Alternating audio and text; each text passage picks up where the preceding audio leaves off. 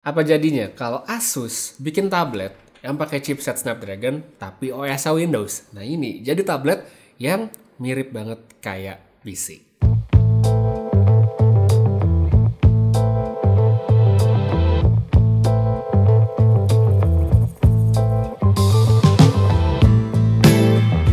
Halo apa kabar semuanya, selamat datang di Project Review dengan Putu Reza. Dan ini dia adalah Asus ExpertBook, sebuah tablet Windows yang menurut saya sangat menarik nih, karena dia menawarkan sesuatu yang cukup berbeda dari Asus kebanyakan ya, perangkat mereka kebanyakan saat ini. Kalau saya lihat, masih ada sebagian orang yang mengira kalau ini tuh adalah perangkat laptop karena namanya adalah ExpertBook. Kayak sebelumnya kan ada yang namanya kayak ExpertBook L1 gitu ya. Nah ini bukan, ini adalah sebuah tablet. Produk ini harga retailnya dipasang Asus di 7 jutaan, mungkin bisa 6 jutaan kalau lagi ada diskon. Yang mana itu sudah termasuk keyboard sama dapat ini juga nih, dapat stylusnya ya. Paket komplit yang sebenarnya kelihatan menarik sekali, meskipun bisa dikatakan bahwa ini bukan tablet yang paling terjangkau atau tablet terbaik saat ini. Mungkin ada yang bertanya, apa sih yang bikin tablet ini menurut saya menarik? Sederhananya saya bisa bilang adalah experience yang cukup beda dibanding tablet pada umumnya. Cuma sebelum lanjut ke pemakaian, kita ngomongin luar-luarnya dulu deh yang bisa dilihat. Secara desain, tablet Asus ini sebenarnya bisa dikatakan simple banget sih. Ukurannya tuh nggak terlalu besar, masih cukup nyaman untuk masuk ke tas yang nggak terlalu gede sekalipun, tapi bobotnya itu agak sedikit lebih berat kalau saya bandingkan dengan tablet lain dengan ukuran layar yang mirip-mirip. Kalau biasanya tablet yang 10 atau 11 inci itu ya kisarannya 400 sampai 500 graman. Nah, ExpertBook dari Asus ini nyentuh 600 gram. Emang sih itu udah termasuk sama stylusnya, tapi kalau dicabut pun ya bedanya nggak signifikan gitu, tipis-tipis saja. Kalau di total dengan keyboard dan juga stand, semua itu ada di kisaran 1 kiloan lebih dikit. Ya mirip-mirip kayak iPad Pro 11 inci lah kalau dipasangin sama Magic Keyboard. Jadi untuk tabletnya doang, kalau tabletnya doang menurut saya memang agak berat dibanding yang lain. Tapi kalau udah digabungin sama stand ya sebenarnya ya nggak beda jauh lah. Dari segi bentuk, tablet ini simple. Dia nggak punya gimmick yang macem-macem dan nggak perlu. Bagian belakangnya simple banget, cuma ada logo Asus di tengah dan ada satu kamera di pojokan. Dan dia juga punya banyak stiker. Ini kayak mirip di bawah laptop gitu lah ya, kan banyak stikernya. Tombol power sama volume ada di sisi samping yang sama. Port cuma ada satu doang, yaitu USB-C yang sebelahan sama jack audio. Dan ya buat yang mungkin bertanya apakah tablet ini punya slot SIM card atau microSD, jawabannya nggak punya. Habis itu di bagian atas ada dua speaker dan di pojokan itu ada tempat buat stylusnya. Satu lagi untuk di bagian bawah, ini adalah tempat untuk pin konektor buat kita menyambungkan tablet sama keyboard covernya. Untuk covernya sendiri sebenarnya ini terbagi atas dua bagian, yaitu stand yang di belakang dan juga keyboardnya. Jadi dia bisa dilepas-lepas gitu. Untuk standnya ada satu poin yang sebenarnya nggak terlalu banyak ditemui, yaitu dia bisa didiriin dalam orientasi portrait. Jadi dia bisa bener-bener berdiri gitu. Kalau dilepas dan kita lihat di bagian belakang, ini kan ada lihat tuh, ada kayak lipatan-lipatannya gitu, makanya dia bisa seperti itu. By the way, baik itu cover bagian belakang maupun keyboard, saya suka bahannya. Saya nggak tahu sih bahan ini bisa disebut apa. Mungkin semi-semi denim gitu, tapi bukan denim juga sih. Pokoknya ya mungkin kalau udah pegang sendiri bisa tahu. Dan ini terhubung secara magnetik ya. Udah cukup oke sambungannya. Cuma menurut saya, khususnya untuk yang bagian keyboard yang di bawah, ini kayaknya bisa lebih kencang lagi gitu. Cuman soalnya kalau ditarik sedikit aja gampang banget copotnya. Buat keyboardnya sendiri, ini tuh bisa dibilang layoutnya Asus banget. Karena saya sempat waktu itu posting di Instagram, terus saya menyembunyikan logo Asus yang di pojok ini, terus saya nanya, bisa nebak nggak ini produknya apa? Dan ternyata cukup banyak yang bisa bilang kalau ini adalah Asus hanya dengan melihat keyboard ya. Untuk layoutnya sendiri, ini keyboard laptop banget, lengkap sama function key, ada F1 sampai F12. Jadi ya familiar banget sih kalau menurut saya. Tombol-tombolnya oke, dia enak buat dipakai ngetik, lumayan empuk juga. Udah cukup sih kalau misalnya untuk ukuran keyboard tablet yang tipis seperti ini. Next kita pindah ke bagian depan. Kita ketemu dengan layar touchscreen 10,5 inci, resolusinya Full HD lebih dikit. Dan seperti yang bisa dilihat, bezelnya ya, itu lumayan tebel ya, di atas bawah kiri kanan lumayan tebel. Jadi kalau yang dicari adalah estetika, menurut saya ya mungkin kurang dapet sini. Kamera depan ada di tengah, bagus, saya suka karena memang pas untuk pemakaian saat ini. Kualitasnya juga mencukupi selama dipakai dalam situasi cahaya yang tidak terlalu gelap. Oke, jadi sekarang ini kamera depannya dari ExpertBook B3 saya pakai di aplikasi Zoom untuk video ya, misalnya lagi meeting, sekolah online atau apapun. Dan menurut saya sih kualitasnya oke, ya udah cukup untuk pemakaian sehari-hari dalam kondisi ruangan yang jangan terlalu gelap ya, mesti ada lampu yang cukup atau mungkin bisa duduk di dekat jendela dan segala macamnya. Kalau itu terpenuhi menurut saya kualitasnya udah oke. lebih dari cukup, entah itu buat meeting, video call, atau mungkin yang masih butuh sekolah online, ini udah kepake banget. Sedangkan untuk kamera belakang ya, mumpung kita masih ngomongin kamera, ya hasilnya oke untuk kamera sebuah tablet, cuman ya bukan selevel sama handphone. Sekarang baru deh saya pengen ngomongin apa-apa aja sih yang bener-bener bikin menarik dari tablet ini, serta gimana experience pasti pakai, karena gimana pun ini akan menjadi sangat penting buat banyak orang. Poin pertama itu adalah OS-nya. Ini adalah tablet yang berjalan dengan Windows 11 ya sebagai sistem operasinya. Selain Microsoft Surface yang mana itu juga nggak ada resmi dan di Indonesia sangat jarang gitu ya.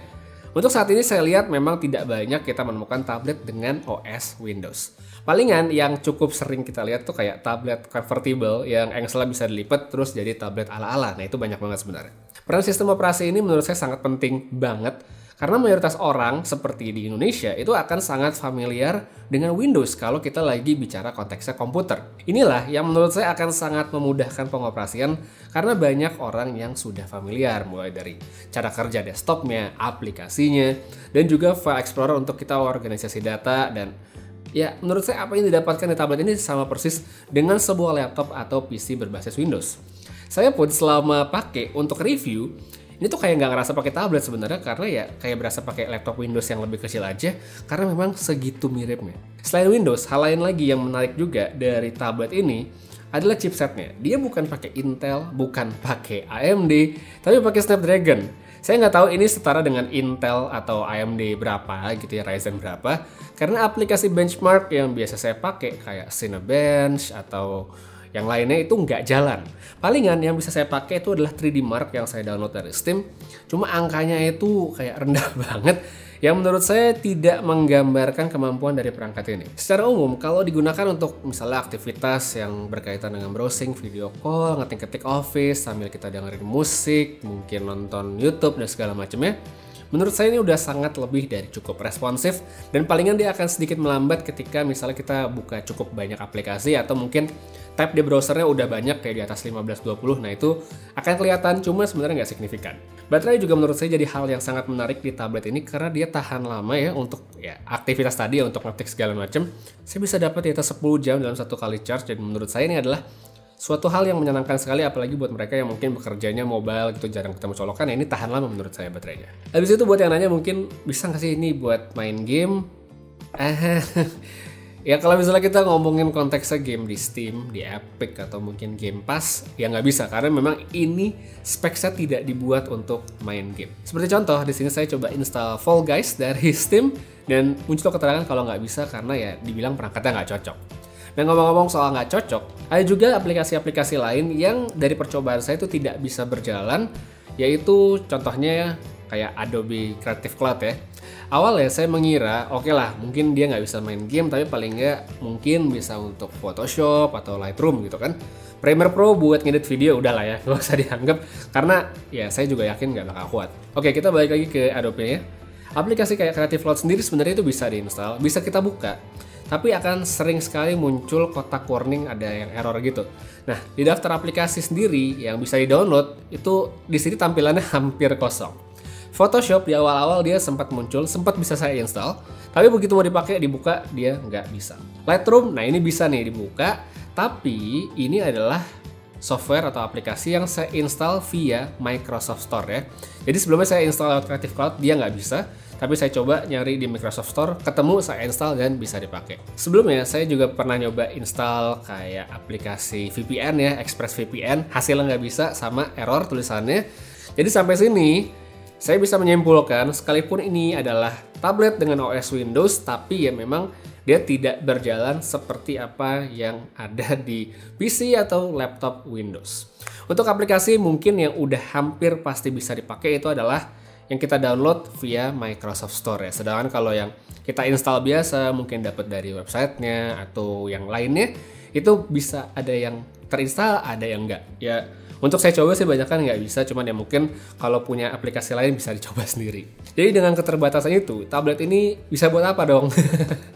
Ya bisa buat ngetik, bisa buat ngecek email, buat video call, nonton, dan tentunya dengerin musik ya. Kualitas layarnya sendiri ini sebenarnya udah tergolong bagus, sedangkan kalau untuk kualitas speaker yang ada di atas ini Ya dia kenceng, cuma ya standar-standar aja sih, bukan speaker yang high end banget. Bisa dibilang kayak suara itu hampir nggak ada bass, jadi kalau nyari audio yang lebih kaya, ya bisa pakai TWS atau colokin perangkat audio aja lewat colokan yang ada. Untuk coret-coret kalau emang dibutuhin juga bisa sih, karena memang tablet ini kan sudah mendukung touchscreen dan dapat stylus juga. Stylusnya sendiri oke, cukup responsif untuk digunakan, jadi kalau emang dirasa sesuai sama kebutuhan, ya mungkin bisa dimaksimalin. Nah dengan harga yang ditawarin Asus ya sekarang gitu ya, terus kita ngeliat bagaimana kemampuan, promo yang dikasih, dan lain-lainnya. Kalau menurut saya hanya orang-orang tertentu atau bukan, ini bukan produk yang bisa saya rekomendasikan 100% untuk semua orang, yang jelas enggak. Cocoknya buat siapa? Kalau saya lihat sih ini buat mereka yang mungkin emang suka atau mau pakai perangkat berbasis Windows, mungkin udah kebiasaan, mungkin udah ngerasa lebih gampang untuk manajemen file, explorer dan segala macam, atau mungkin emang malas ribet karena harus belajar lagi kalau pakai ekosistem yang lain. Selain itu, ini juga menurut saya cocok buat mereka yang mungkin beban penggunaannya nggak terlalu berat ya, mungkin cuma buat office, video call, buka email ya, boleh lah.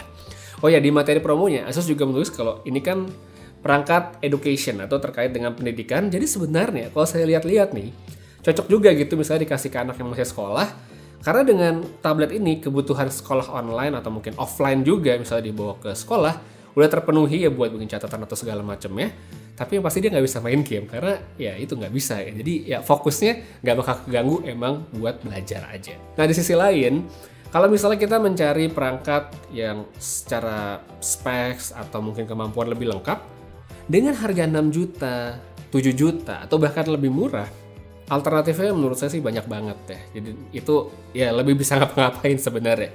Entah itu tablet berbasis Android, Harmony OS, bahkan iPad sekalipun, itu semua ada di range harga tersebut yang bikin ExpertBook ini ya menurut saya porsinya semakin kecil. So cocok-cocokan aja sih, karena emang saat ini tablet Windows yang ada di pasaran itu nggak banyak. Jadi kalau emang kamu pengen tablet Windows, ya ini adalah salah satu perangkat yang mungkin bisa dipertimbangkan dan saya rekomendasikan. So buat yang tertarik langsung aja cek link yang ada pada kolom deskripsi di bawah untuk pembelian atau mungkin ingin baca lebih lanjut.